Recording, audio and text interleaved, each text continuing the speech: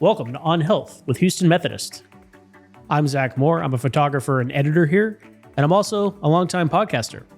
I'm Katie McCallum, former researcher turned health writer, mostly writing for our blogs. And Katie, have you ever detoxed? Like a detox diet? Yes, like a detox diet. I have not. Had a lot of friends who've done it though, like a juice cleanse, you know? I don't know if you've heard of a juice cleanse. I have heard of that. Yeah, you like order these kits and they ship you like 3 juices that you drink a day. And that's literally all you have is like you drink juice as your meal for like 3+ days. I have kind of not heard great things about it. Okay. But there are times when I think about if I need it, especially after like a weekend where I really I go off the rails. You indulge yourself maybe a little too much over a weekend. No, I've felt that too. Like fill in the blank of whatever you eat or drink. But if it's too much of it and it's not that healthy, you feel like, man, if there was a way to just purge all this unhealthiness I consumed, that sounds like it'd be a good thing. Yeah. Sometimes I literally feel like saturated. You know what I mean? After like a weekend of just like not doing all the right things. So yeah, in my mind, it makes sense that maybe I might need a detox, but you know me, I'm very skeptical of most things that are like popular. Yeah. Despite how popular it is right now, I too have not participated in any sort of detox diet. I mean, I have, like you, I've been intrigued, but I've never took that leap to do. And, you know, we wanted to find out what is the real story on detox diets and who do we talk to about this, Katie? We talked to Dr. Kyle Mueller. He is a primary care doctor here at Houston Methodist. I basically kind of started by asking him, like, do our bodies really need help detoxing? And then we also get into the detox diets generally, juice cleanses, what else we could be doing just to keep our body healthy. So yeah, let's get into it. All right, Dr. Mueller, thanks so much for being here with us today. Yeah, thanks for having me. This chat we're having is coming at the perfect time for me because I had a bit of a diet went off the rails this weekend. So it kind of started off with like I had some pizza on Friday and then that led into like, oh, let's get dessert. So I had a slice of cake. And then on Saturday, I like woke up from a nap and was really hungry. So then I like ran to the convenience store and got like some hot fries. And then yesterday I ate like a bunch of pizza again. So it's actually coming at perfect timing to talk about detoxifying my body. Yeah. A lot of my friends, I've never done a detox diet, but I hear people talk about them. And then like after a weekend like this, I'm like, I don't know. Do I need to intervene?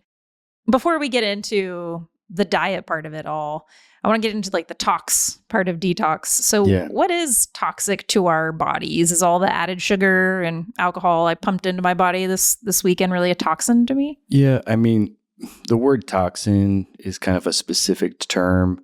Usually it's like a protein produced by a bacteria that is toxic to us, that's harmful. So, you know, I think of like tetanus.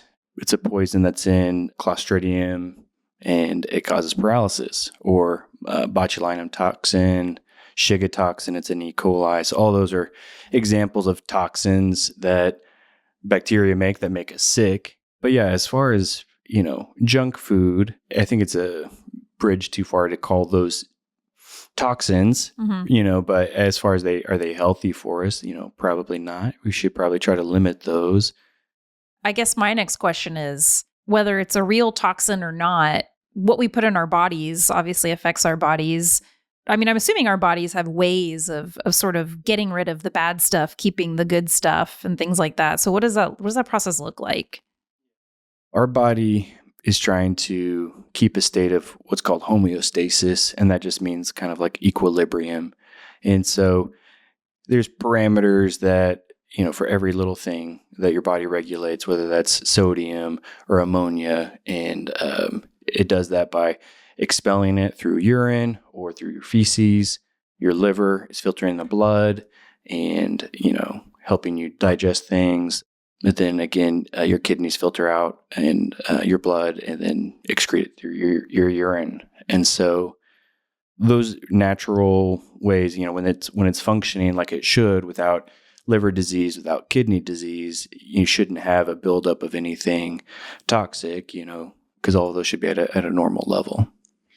So it kind of sounds like detox diet might in itself not make a ton of sense. Yeah. I mean, you know, people talk about doing those, and I'm not a fan of crash diets or anything like that where you just do it for 30 days or something. I think when I think of diet, it's just a word for like what food you eat, and what does your diet consist of, and so I think making healthier choices consistently, trying to watch your portions on the bad foods, but trying to avoid that junk food, the highly processed, calorie dense food that make it easy to get, overeat and eat too many calories, and it has a lot of things that we don't need excess of, like fat and sugar and all of that, which can lead to obesity, diabetes, especially if you chronically have too much of that.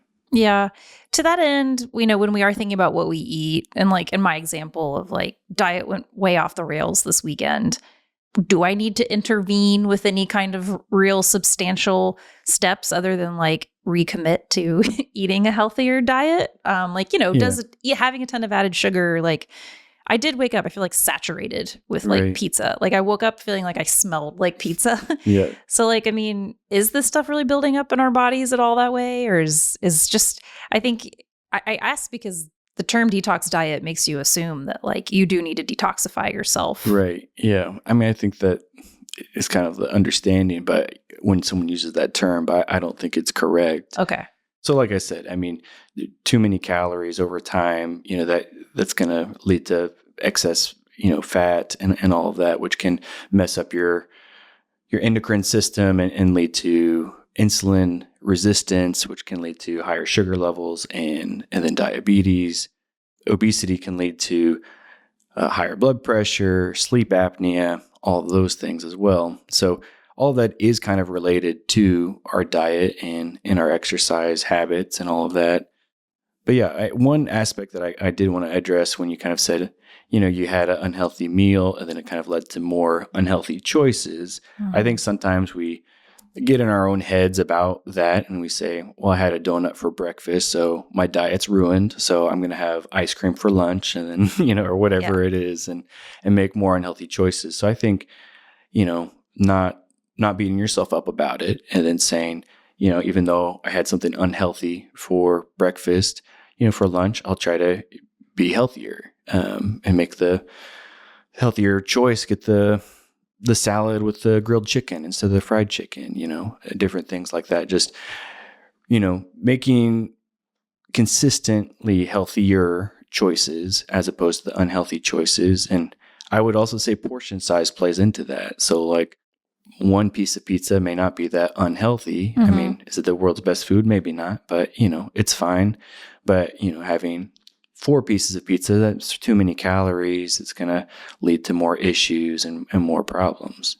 Yeah, I'm glad you said that actually, because I do have a tendency to kind of do exactly what you just said, where I get in my head and I'm like, well, I already had pizza. What's a slice of cake after? Right. And Me then too. The next day I was like, I'll start over on Monday. So this whole weekend's shot. Like, why don't I just, so it is a good reminder to still like, once I make one maybe poor choice, I don't need to drag the entire ship down with it. And people talk about having cheat days as far as on their diet. And I don't think that's a sustainable way to look at it either, because, if you're having your cheat days on the weekends and during the week you eat pretty healthy, but you just kind of undo any progress on the weekends, then that's not going to lead to any change. And then it's just not very sustainable. Right. Yeah. No, I clearly cannot have a cheat meal almost even, because then I let that roll into cheat days, plural. So me personally, I don't like, going on those diets that are like really forbidding, whole categories of food.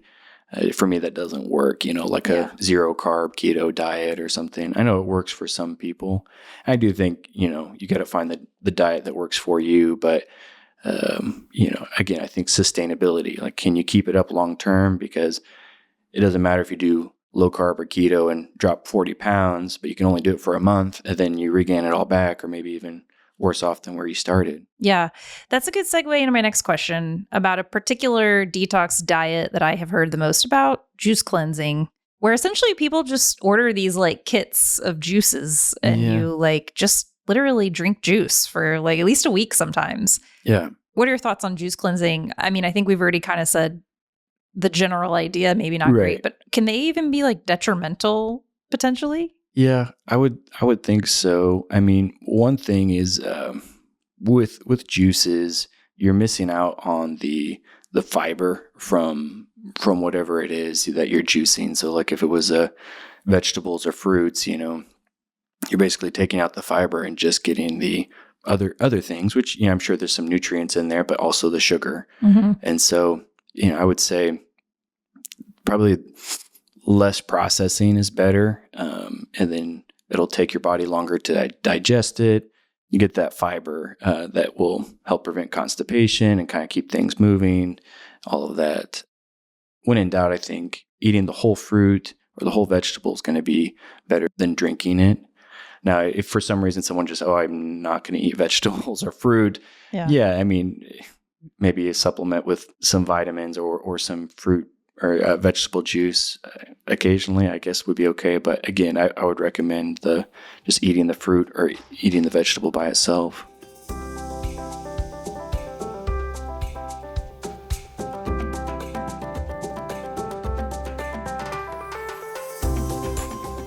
Fiber likely isn't the first line item you look for on a food nutrition label, but you're not going to do yourself any favors if you ignore it. Most adults don't come anywhere close to consuming enough fiber each day. And this is a serious shortcoming, since fiber benefits your health in many ways, including by fostering a diverse, happy gut microbiome, prompting regular bowel movements, keeping you feeling fuller for longer, and helping to lower high blood pressure, balance cholesterol levels, and prevent blood sugar spikes. Up after the break, more with Dr. Mueller. From annual checkups to managing chronic conditions, your healthcare should be personalized to you. At Houston Methodist, our primary care doctors provide customized care for you and your family, with more than 40 convenient locations across Greater Houston. We offer a variety of ways to get care, from in-person and virtual appointments to same-day visits when you're sick. Choose your doctor and schedule online at houstonmethodist.org/stayhealthy. Houston Methodist, leading medicine. I wanted to ask you about the supplements that sort of claim to help detoxify your body. Yeah. Does our body really need help detoxifying? I know you mentioned if you have, liver disease or kidney disease maybe, Right. But a generally healthy, young adult with no chronic conditions, does our body need help detoxifying itself? No, I wouldn't think so. Like we said, assuming the liver is working as it should and no kidney disease, then homeostasis should be there, right? So everything should be equal and where it should be to be functioning normally. So we shouldn't be needing any added thing to get anything out, right? Now, if there were some of those problems, then a doctor might treat with something to get potassium out of the body or to add potassium if you don't have enough, or get ammonia out of the body if the liver wasn't working. But again, those are specific problems that the doctor would monitor and treat specifically. And that would be when, again, the homeostasis is messed up because of chronic disease. So outside of that, without those, then no, I wouldn't think it would be necessary. Okay, so now that we've talked about how the body probably doesn't really need help detoxifying itself, I think we can kind of debunk the need for detox diets, it sounds like. Yeah. Which is nice because it's another diet we can scratch off the list. Right. I think you've already kind of alluded to some of these pieces, but if you wanted to talk to someone about how to keep a healthy body, what are your kind of main principles you would say? I think there's a few different pillars, so obviously we talked about eating healthy.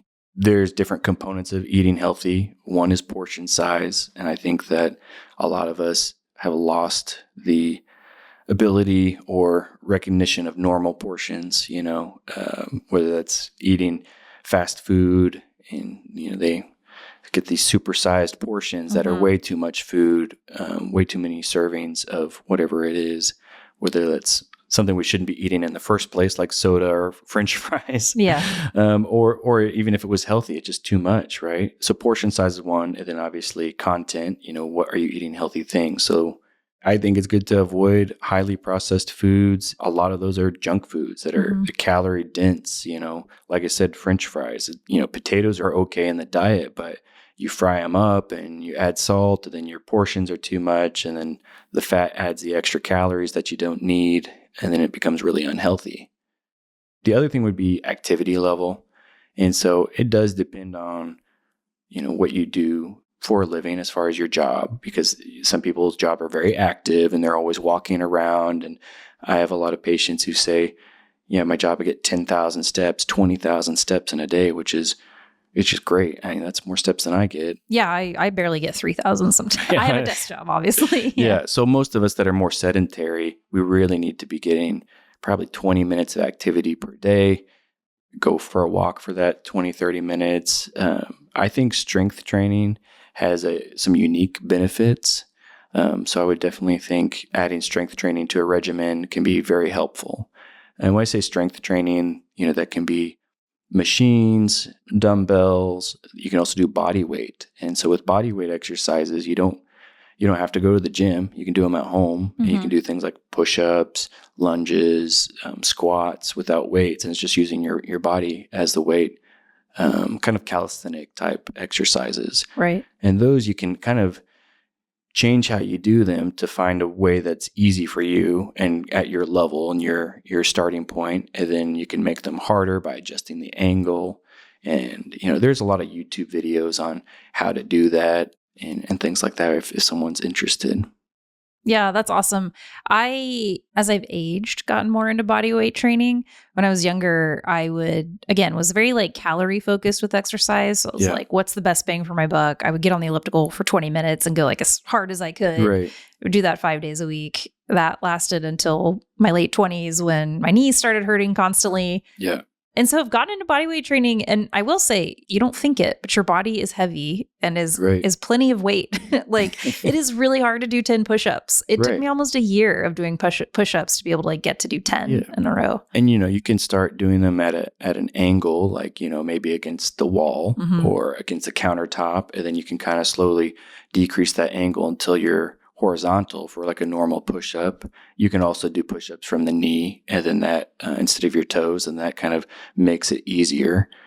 So all of those things, like I said, you can kind of edit it to start where you are and then make it harder as like, oh, okay, that 10 push-ups from my knees were easy, so then I'll do it for the toes, and then I'll do 4 sets of 10, and then increase it as you go on. Yeah, those are good tips. One question I have for you, since do you get asked about detox diets a lot? Is that something you want your patients to tell you, like, hey, I'm trying this new diet? Sometimes people mention different diets and various supplements that they're trying, and so I talk about it quite a bit. Okay. I think it's good to tell your doctor about it, because certain medical conditions, it could put you at risk with certain strict diets. And so, you should inform your doctor, make sure that that's all okay with your medical conditions. Gotcha.